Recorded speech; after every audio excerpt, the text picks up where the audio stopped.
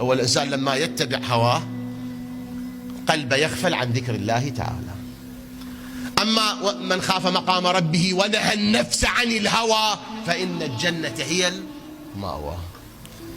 إذا اتبع هواه أغفل عن ذكر الله، أغفل عن ذكر الله يكون من أصحاب التفريط وغير ذلك، ووضعه يكون سيء على كل المستويات.